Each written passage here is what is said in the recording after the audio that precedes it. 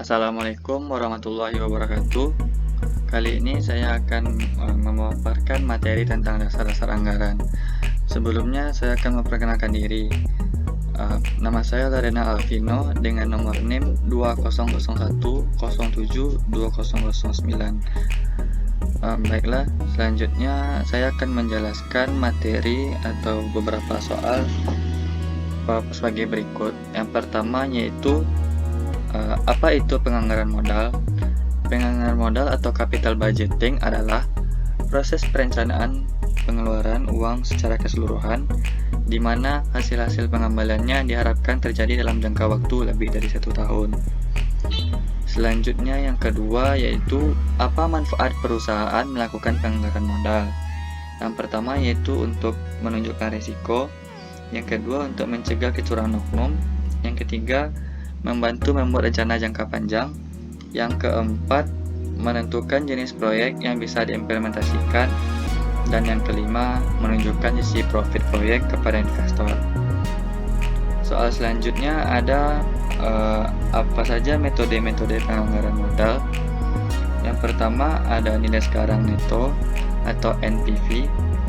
NPV tersebut merupakan selisih atau perbedaan antara nilai sekarang, aliran kas masuk dan kas keluar yang berhubungan dengan proyek. Yang kedua ada metode tingkat pengembalian internal atau IRR, yang juga bisa kita jelaskan yaitu tingkat diskonto yang menyebabkan NPV proyek menjadi sama dengan biayanya. Tingkat diskonto yang memaksa NPV suatu proyek menjadi sama dengan 0. Selanjutnya ada metode tingkat pengembalian internal yang dimodifikasi atau MIRR, yaitu tingkat diskonto di mana nilai sekarang dari biaya suatu proyek akan sama dengan nilai akhirnya, di mana nilai akhir dihitung dari jumlah nilai-nilai arus kas masuk di masa depan yang dimajemukkan menggunakan biaya modal perusahaan.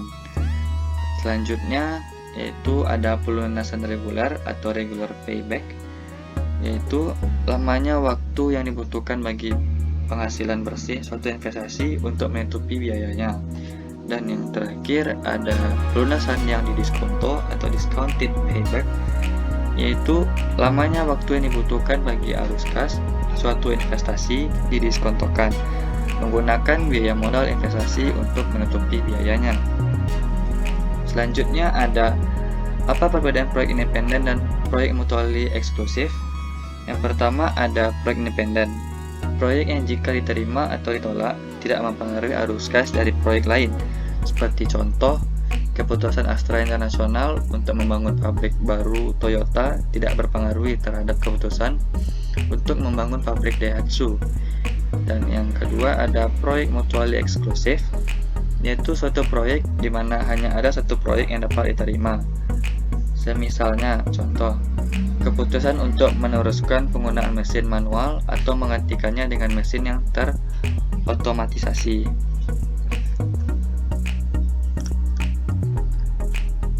Selanjutnya ada contoh kasus yaitu dengan soal sebagai berikut. Bisa kita lihat pada pertanyaan singkat pada halaman 487 sebagai berikut. Ada proyek X dan Y yang memiliki arus kas berikut. Contoh yang X pada tahun 0 atau yang ada minus $700. Pada tahun pertama ada $500, tahun kedua ada $300, dan yang ketiga ada $100. Dan Y, yang arus kas yang awal mulanya ada minus $700, yang tahun pertama $100, yang tahun kedua ada $300, dan yang tahun ketiga ada $600. Atau bisa kita lihat diketahui R sama dengan 10%.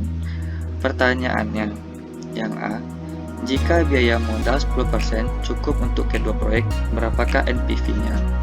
Dari sini bisa kita lihat pada jawabannya atau dengan cara sebagai berikut.